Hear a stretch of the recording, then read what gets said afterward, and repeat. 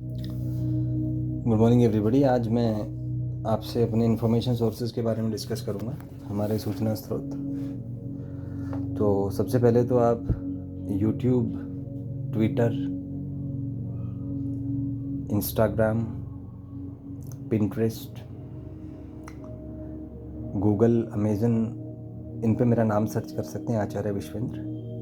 मैं लगभग पिछले 15 वर्षों से कोटा तथा दिल्ली के प्रतिष्ठित कोचिंग संस्थानों में भौतिकी संकाय के रूप में कार्यरत रहा हूँ। हज़ारों वीडियोस मेरे अवेलेबल हैं यूट्यूब पर। अभी आई थिंक 7900 से ज़्यादा वीडियोस मेरे अपलोडेड हैं, जिसमें फ़िज़िक्स के लेक्चर्स मुख्य हैं, लेकिन साथ साथ मैंने मेटाफिज़िक्स, एजुकेशन साइकोलॉजी, स्पिरिचुअलिज्म, इन विषयों पर भी टॉपिक्स डाले हैं। स्टडी टेक्निक्स, इन विषयों पर भी मैंने बात की है। तो ये आप वीडियो लेक्चर्स का यूज़ कर सकते हैं अपने बेटरमेंट के लिए। तो जैसे ही मेरी ही प्लेलिस्ट है फिज़िक्स बाय आचार्य विश्वेंद्र, तो इसमें आप देख सकते हैं डिफरेंट टॉपिक्स पे मैंने वर्क किया हुआ है। तो ये सारे संलग्न हैं यूट्यूब पे, आप सर्च कर सकते हैं। फिर बुक्स के लिए आप टॉपिक के नाम के साथ आचार्य विश्वेंद्र को अमेज़न ऐप या amazon.in, फ्लिपकार्ट और नोशन प्रेस पे सर्च कर सकते हैं। तो ये उसी का मैंने एक स्नैपशॉट डाला हुआ है। अगर आप अमेज़न पे सर्च करेंगे, amazon.in पे आचार्य विश्वेंद्र के नाम से, तो मेरी बुक्स पूरी की पूरी उस पर लिस्टेड हैं। तो इन बुक्स में physics, chemistry, maths, education psychology, neuro science, metaphysics, diverging विषयों पे मैंने लिखा है और लगभग मेरी 215 पुस्तकें प्रकाशित हो चुकी हैं अब तक। तो काफ़ी डाइवर्जिंग में काम कर चुका हूँ, तो काफ़ी अनुभव मुझे विभिन्न क्षेत्रों में काम करने का है। और लेकिन मुख्य रूप से जेईई और नीट की प्रिपरेशन की जो बुक्स हैं, एजुकेशन साइकोलॉजी की बुक्स हैं, ज़्यादातर काम मेरा उन्हीं पर केंद्रित है। लेकिन कुछ काम education psychology, metaphysics, neuro science और फिलॉसफी पे भी है, तो ये आप देख सकते हैं। इसी तरीके से आप अगर नोशन प्रेस पे मेरा नाम डालेंगे, नोशन प्रेस एक south based edtech publishing company है, तो वहीं से मैंने बुक्स पब्लिश कराई हैं। तो उसमें मेरी पूरी लिस्ट आ जाएगी बुक्स की। तो ये मेरा वर्क प्रोफाइल है, ये काम मैं कर चुका हूँ। उसके बाद यदि आप फ्लिपकार्ट खोलें तो फ्लिपकार्ट पे भी आचार्य विश्वेंद्र आप सर्च करेंगे तो उस पर मेरी बुक्स लिस्टेड है। तो ये मैं काम कर चुका हूँ। और इन वर्षों के दौरान हज़ारों छात्र,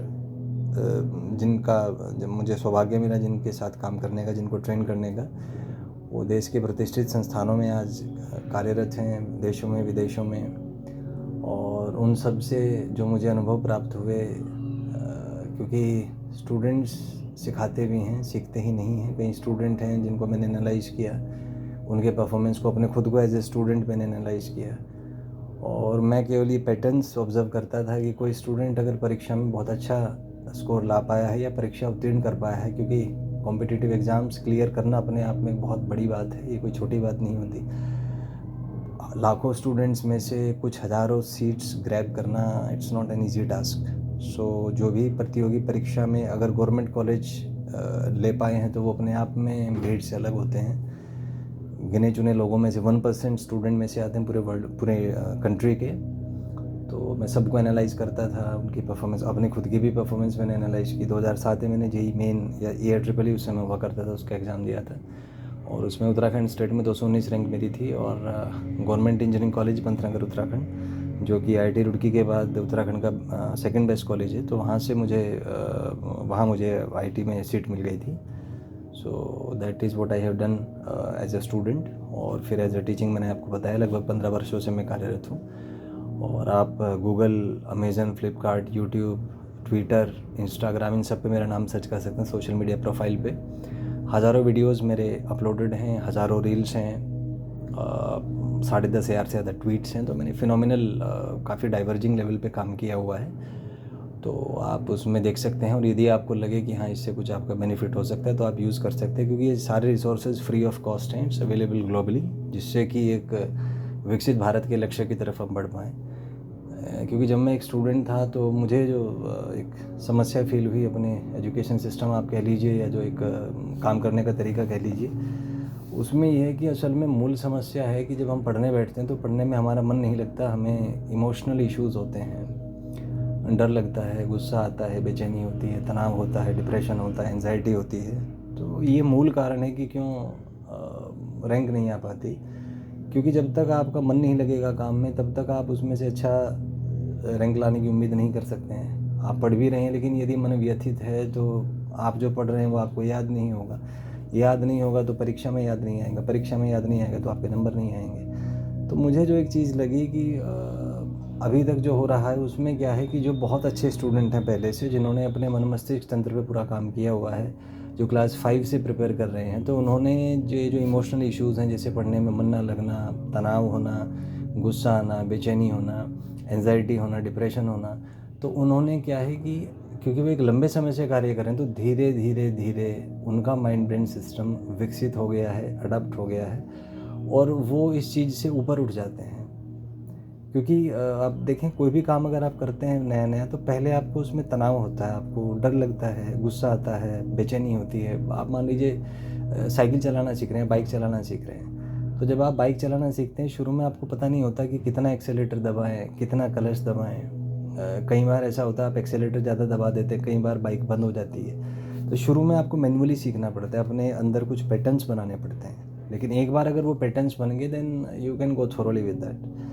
तो एजुकेशन और ये जो पढ़ाई है आपका, स्टडीज़, इसके बारे में भी यही है कि एक बार जब तक आपके पैटर्न्स नहीं बनते, आपको माइंड ब्रेन के कोऑर्डिनेशन के जो कॉन्सेप्ट्स हैं, जो बेसिक उनके प्रोसेसेस हैं, जो बेसिक पैटर्न्स हैं, जब तक वो बेसिक पैटर्न्स आपके नहीं बनते, केवल तब तक आपको ये जो इमोशनल इश्यूज़ हैं, जैसे मन ना लगना पढ़ने में, तनाव होना, बेचैनी होना, डर लगना, गुस्सा आना, एंजाइटी होना, ये केवल तब तक रहते हैं। एक बार अगर आपने अभ्यास किया और एक बार ये पैटर्न्स आपके बन गए, then things are very easy for you. तो इसीलिए मैंने चुना ये सब्जेक्ट, ये फील्ड, कि आने वाली जनरेशन के लिए हम कुछ बेहतर कर पाएँ। और उसमें मैंने ये देखा कि ये जो माइंड ट्रेनिंग प्रोग्राम्स है, जिससे हमें एक माइंड और ब्रेन के कोऑर्डिनेशन से रिलेटेड जो प्रॉब्लम्स हैं उनको डील किया जा सके, यदि हम ऐसा कर पाएँ तो मुझे लगता है कि एक एवरेज जो स्टूडेंट है वो भी अच्छा परफॉर्म करेगा, इससे परफॉर्मेंस बढ़ेगी। एवरेज स्टूडेंट्स की भी, जो टॉपर्स हैं उनकी भी, वो ज़्यादा अच्छे से मार्क्स को अपने और 100% की तरफ ले पाएंगे। जबकि जो नॉन सेलेक्टेड स्टूडेंट हैं वो शायद अगर ट्रेनिंग उनको ध्यान ढंग से दी जाए, वो शायद सेलेक्ट हो जाएं। और जो सेलेक्ट भी नहीं हो पाते तो वो कम से कम बेहतर कोऑर्डिनेशन सीख पाएंगे अपने माइंड ब्रेन का। क्योंकि आज समय है कि उसमें डिग्री का उतना महत्व नहीं है, आप में स्किल्स होने चाहिए। और स्किल्स मतलब कि आपकी प्रोडक्टिविटी आनी चाहिए वर्क में।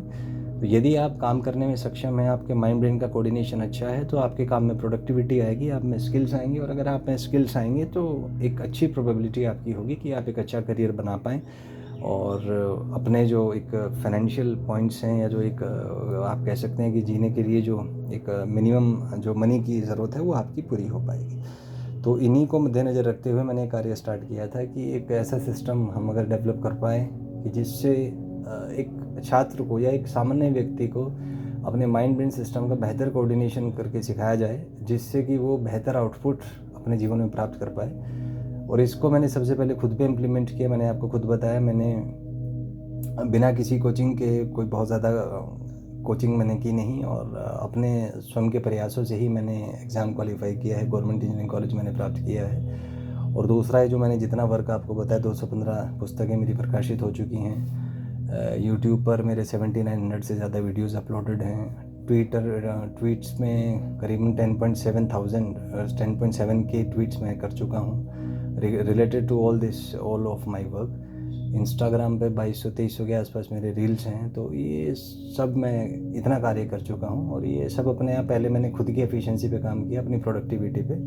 और ये जो सारा वर्क है मेरा apart from my official work है, क्योंकि वो 8 आवर्स की जो स्टैंडर्ड वर्किंग है वो अलग है। तो उनके अलावा मैं जो टाइम बचा है मेरे पास, उसी में मैंने इतना सब काम किया।